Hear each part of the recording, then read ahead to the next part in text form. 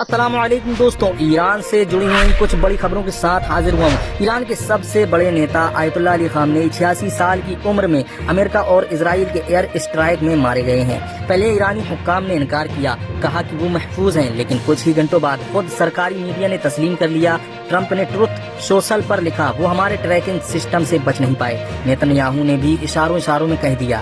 اور بات صرف خامنئی تک نہیں رکی، ان کی بیٹی، داماد اور پوتا بھی اسی حملے میں مارے گئے۔ ایران نے 40 دن کا قومی ماتم اعلان کیا، 7 دن کی سرکاری چھٹی ہے، مسجدوں میں رونا پیٹنا ہے، سڑکوں پر سناٹا پسرا ہوا ہے۔ ایک تجزیہ نگار نے کہا، آج خامنئی اسلامی جمہوریہ کے شہید بن گئے ہیں۔ لوگ ابھی بھی حقیقت کو ہضم نہیں کر پا رہے۔ لیکن دوستو، یہ صرف ایک موت کی خبر نہیں، یہ پوری ایک جنگ کی شروعات لگ رہی ہے۔ ایران نے جواب میں 66 میزائلیں داغی، خالی میں امریکہ اور اسرائیل کے ٹھکانوں پر۔ قطر میں میزائل کے ٹکڑے گرے، 8 لوگ زخمی ہوئے، ایک کی حالت نازک ہے۔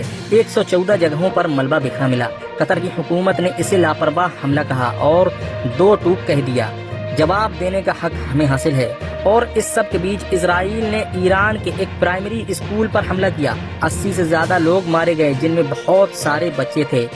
ایران کے سنیکت راشٹر میں سفیر نے کہا، یہ جنگ کا جرم ہے، انسانیت کے خلاف جرم ہے۔ یہ سن کر دل بھاری ہو جاتا ہے، چاہے کوئی بھی طرف ہو۔ دوستوں، اسرائیل نے یہ پہلی بار نہیں کیا، بلکہ غزہ میں بھی اس نے کئی بار ہاسپٹلز اور اسکولوں کو اپنا نشانہ بنایا تھا۔ یعنی معصوم لوگوں کو مارنے کا پورا جو پروسیس ہے وہ پہلے بھی ہمیں دیکھنے کو ملا۔ ٹرمپ نے بڑی بے باکی سے لکھا، ایران کے لیڈر کو ختم کر دیا گیا، یہ ضروری تھا۔ اور ساتھ ہی یہ بھی کہا کہ اب ایران کے عوام اپنا ملک واپس لے لے اور ریولیوشنری گارڈ امن کے ساتھ ہتھیار ڈال دیں۔ بمباری بنا رکے جاری رہے گی، اور یہ بھی صاف کر دیا گیا ہے ٹرمپ کی طرف سے۔ ادھر ایرانی وزیر خارجہ آراغچی نے کچھ گھنٹے پہلے ہی NBC کو بتایا تھا کہ نیتا محفوظ ہیں، لیکن پھر سب پلٹ گیا۔ انہوں نے امریکہ کو دھوکے باز اور بے اعتبار کہا۔ ریولیوشنری گارڈ نے تیسری اور چوتھی جوابی لہر شروع کر دی ہے۔ خاڑی کے کئی ملکوں میں قطر، UAE، بحرین، کویت، جارڈن، امریکی ٹھکانوں کو نشانہ بنایا گیا۔ کئی میزائلیں روک لی گئیں، لیکن کچھ جگہ نقصان ہوا ہے۔ العدید ایئر بیس بھی نشانے پر تھا۔ زمین پر عام لوگوں کا حال پوچھو تو ایرانی لوگوں کو گھروں کے اندر رہنے کو کہا گیا۔ امریکی شہریوں کو الرٹ ملے۔ اسرائیل میں پناہ گاہیں کھول دی گئیں، کہیں انٹرنیٹ بند، کہیں موبائل سیوا ٹھپ۔ کوئی کہہ رہا ہے صبر کرو، کوئی کہہ رہا ہے نکل جاؤ۔ لوگ خود نہیں جانتے کیا کریں۔ آسمان بھی بند ہو گیا۔ ایران، اسرائیل، جارڈن، قطر، سب کے ہوائی علاقے بند، اڑانیں منسوخ۔ فرانسیسی شپنگ کمپنی CMA-CGM نے سویز نہر سے اپنے جہاز روک لیے۔ جرمن کمپنی ہاپاگ لوئڈ نے ہورمز جل ڈمرومد سے آواجاہی بند کر دی۔ سمندر اور آسمان دونوں طرف حرکت رک گئی ہے۔ باقی دنیا نے کیا کہا؟